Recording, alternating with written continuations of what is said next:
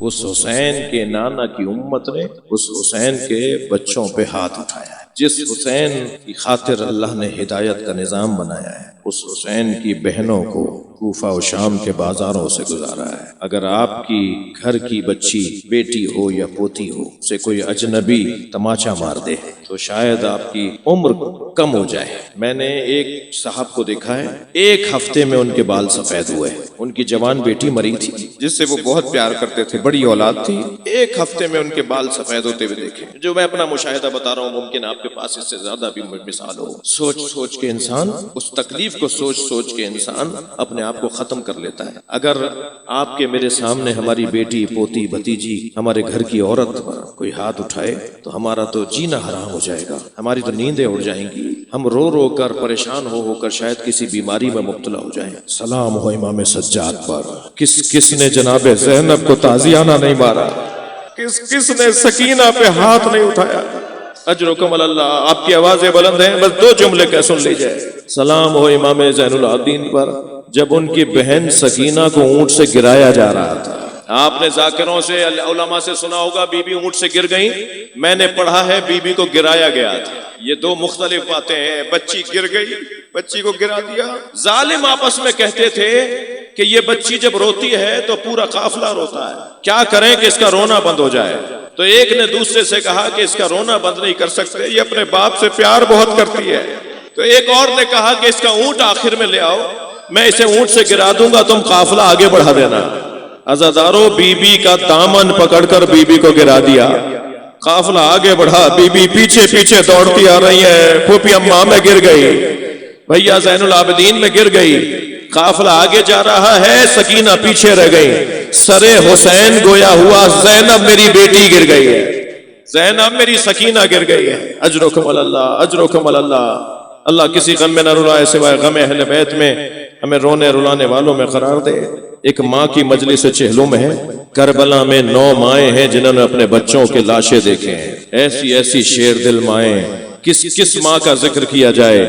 ایک ماں تو وہ ہے جو شب عاشور جھولا جھولاتے کہہ رہی تھی، علی اصغر تم تو گھٹنیوں بھی نہیں چل پاتے، اے میرے لال تمہاری بڑی ماں ام لیلہ کا علی اکبر تو قربان ہو جائے گا، مگر تم میری طرف سے کیسے قربان ہو گئے؟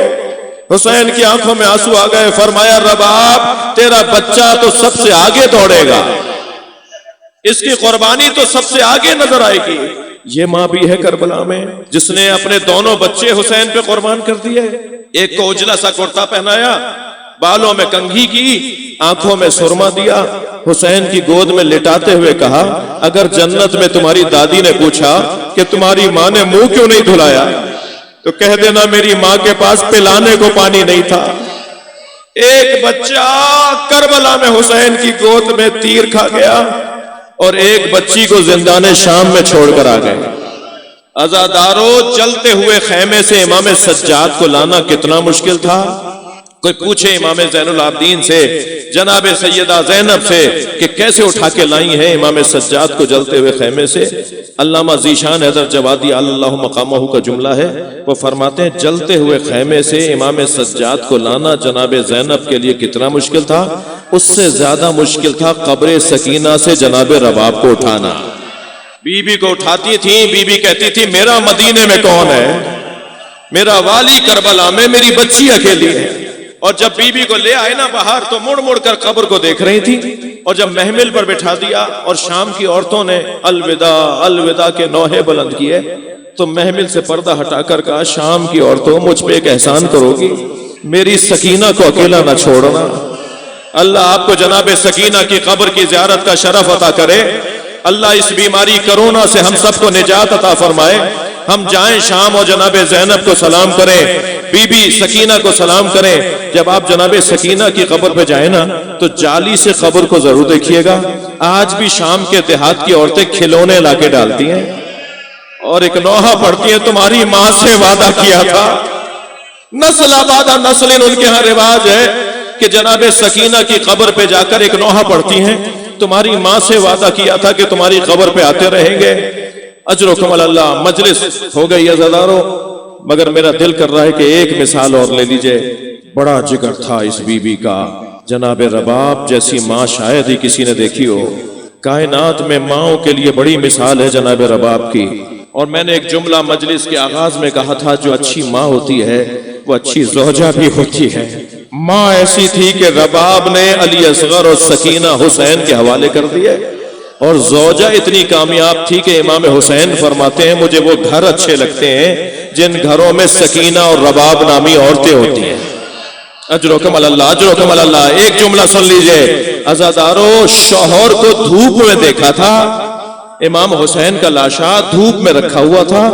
جب کربلا سے لے جائی گئی نا تو جناب امام حسین کو دھوپ میں دیکھا تو آواز دے کر کہا میرے والی سر پہ چادر نہیں ہے جو تمہارے لاشے پہ ڈال دوں. میں کچھ کر نہیں پائی مگر اتنا وعدہ کرتی ہوں جب تک زندہ رہوں گی کبھی سائے میں نہیں بیٹھوں گی. میرا سایہ تو کربلا میں اتر گیا، جب تک زندہ رہی جناب رباب کبھی سائے میں نہیں بیٹھی. ابو حمزہ صومالی کہتے ہیں کہ میں امام سجاد سے کچھ سوال کرنے آیا، کنیز نے مجھے صحن سے گزار کے حجرے میں پہنچایا. میں نے بہت دیر تک امام سے سوال کیے اور جب واپس جانے لگا تو وہی منظر دیکھا کہ جب میں آ رہا تھا تو ایک بی بی تھی جو برقع پہنے دھوپ میں بیٹھی تھی. ابو حمزہ کہتے ہیں جب بہت دیر بعد میں واپس گیا تو دھوپ وہاں ختم ہو گئی تھی، دھوپ بڑھ گئی تھی کہیں اور، وہاں سایہ آ گیا تھا تو وہ بی بی وہاں سے اٹھ کر دھوپ میں جا کے بیٹھ گئی. تو ابو حمزہ کہتے ہیں میں کھڑا ہو گیا تو امام سجاد کی عقب سے آواز آئی، پیچھے امام مجھے دیکھ رہے تھے کہ میں کھڑا ہوا ہوں تو مجھے آواز دے کر کہا ابو حمزہ کیوں کھڑے ہو؟ تو میں نے ہاتھ جوڑ کر کہا مولا شاید کسی غلطی پر آپ نے اپنی کنیز کو سزا دی ہے، اسے دھوپ میں بٹھا دیا، مولا میری وجہ سے اسے معاف کر دے. امام کی آنکھوں میں آنسو آ گئے. میری ماں رباب ہے، میرے پاپا سے وعدہ کر کے آئی جب تک زندہ رہوں گی سائے میں نہیں بیٹھوں. اللہ لعنت اللہ علی قوم الظالمین.